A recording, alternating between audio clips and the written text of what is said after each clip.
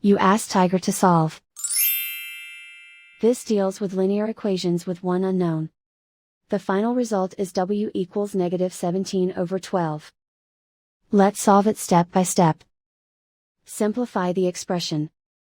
Group like terms. Simplify the arithmetic. Swap sides.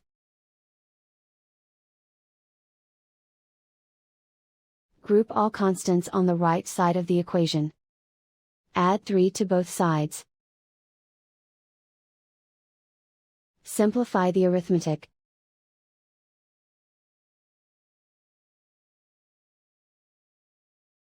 Isolate the w.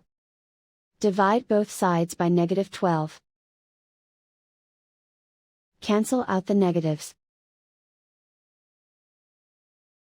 Simplify the fraction. Move the negative sign from the denominator to the numerator. And so the final result is w equals -17/12.